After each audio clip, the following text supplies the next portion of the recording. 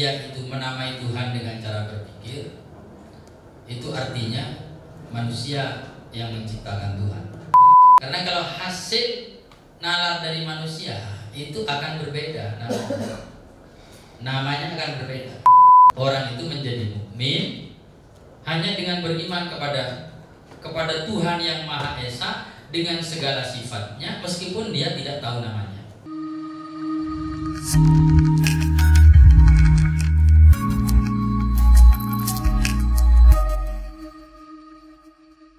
Apakah kalau semisal orang berpikir kepada Tuhan yang benar, tapi meskipun dia tidak tahu namanya atau bagaimana, apakah itu sudah dianggap cukup tanpa tahu namanya? Dan juga penjelasan mengenai nama itu.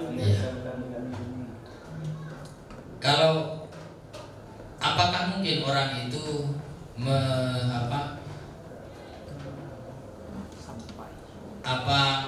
mencapai sampai nama Tuhan dengan cara berpikir? Ya, kalau dia itu menamai Tuhan dengan cara berpikir, itu artinya manusia yang menciptakan Tuhan. Ya kan? Itu kan pemikirannya orang Barat, bahwa Tuhan itu diciptakan oleh manusia. Orang Barat yang sangat liberal itu kan menyatakan Tuhan itu adalah ciptaan manusia. Jadi manusia atas kelemahan dirinya dan macam-macamnya sampai ketidakmampuannya dan segala macam, akhirnya dia menciptakan Tuhan di dalam benaknya. Kan? Orang-orang Barat yang ateis terutama kemudian menyatakan demikian. Tuhan itu diciptakan oleh benak manusia, sehingga Tuhannya macam-macam. Itu kan orang ateis Barat yang menyatakan begitu.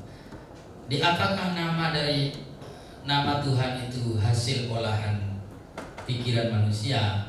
Saya kira secara nalar tidak mungkin. Tidak mungkin kalau Tuhan yang benar. Karena kalau hasil nalar dari manusia itu akan berbeda namanya akan berbeda.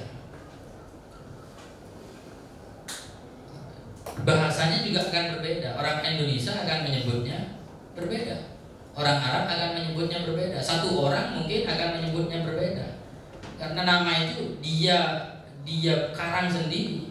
Kalau nama itu adalah hasil dari nalar, artinya masing-masing orang punya kekuatan, punya kewenangan untuk memberi nama. Maka betapa banyak nanti nama dari Tuhan itu. Ketika namanya berbeda, maka kemungkinan pemahamannya juga akan berbeda. Ta'addudul asma itu menyebabkan pemahaman terhadap musamayat itu bisa berbeda. Karena asma itu adalah bahasa komunikasi. Ketika bahasanya beda, pengertian orang mungkin juga akan berbeda. Maka karena itulah perlu ada nama yang satu, yang disepakati oleh semua orang, sehingga tidak rentan menimbulkan kesalahpahaman di dalam musamma. Itu ya. Jadi orang menyatakan satu benda dengan nama yang berbeda, itu ada kemungkinan orang ini akan menyebabkan salah paham tentang benda ini karena memiliki nama yang banyak. Berbeda jika namanya satu. Urusan komunikasi itu kan urusan kesepakatan. Komunikasi itu kan urusan kesepakatan. Kesepahaman antara mutakallim dan mukhatab. Nah, untuk memudahkan kesepahaman antara mutakallim dan mukhatab, maka perlu ada satu bahasa universal tentang Tuhan. Nah, untuk menciptakan satu bahasa universal itu tidak mungkin itu melalui akli. Harusnya memang tauqif. Karena kalau melalui akli itu tidak akan bersatu bahasanya, pasti akan bermacam-macam bahasanya. Maka karena itulah saya kira sangat masuk akal kenapa nama Allah itu tauqif. Ya. Kemudian apa tadi yang moderator tanyakan? Apakah semisal kan sampai kepada Tuhan sifat-sifatnya yang benar itu bisa murni pakai akal, meskipun nama memang tauqif, tidak bisa tahu kepada nama. Apakah sudah cukup? Apa tahu nama seseorang?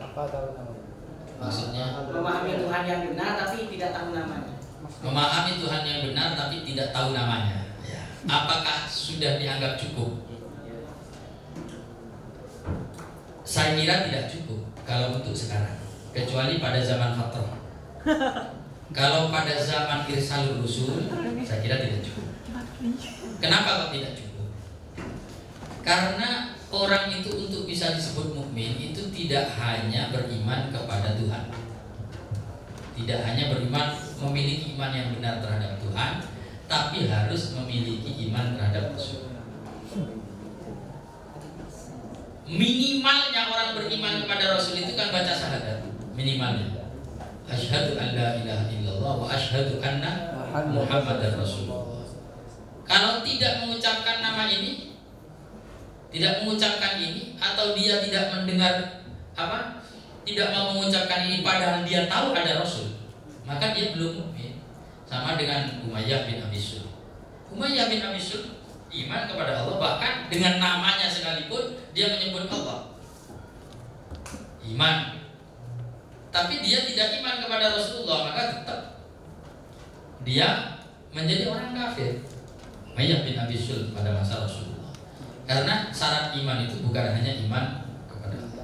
Tapi kalau pada zaman fatrah mungkin saja orang itu menjadi mukmin hanya dengan beriman kepada Tuhan yang Maha Esa dengan segala sifatnya, meskipun dia tidak tahu namanya.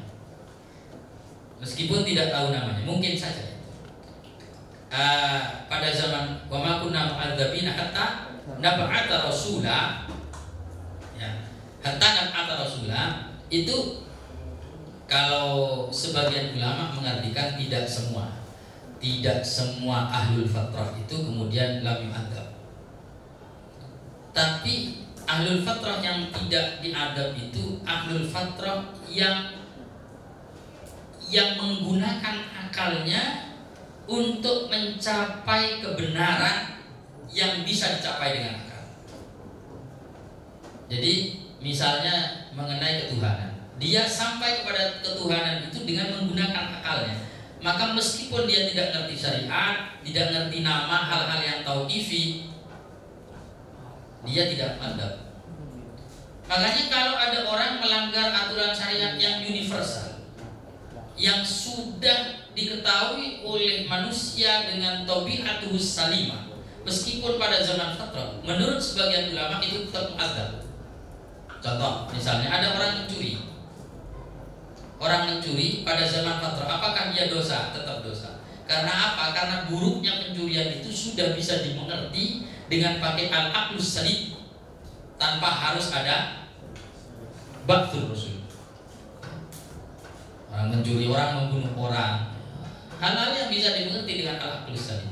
Artinya dia harus menggunakan potensi untuk menjadi wa ma kunna mu'adzabina hatta nab'atha rasulah. Itu dia harus menggunakan potensi yang diberikan oleh Tuhan untuk mencari kebenaran dan kebaikan. Tapi jika potensi itu tidak digunakan, maka dia masuk kepada mu'adzab, meskipun secara generasi dia masuk kepada generasi ahlul fatrah. Itu menurut sebagian ulama demikian.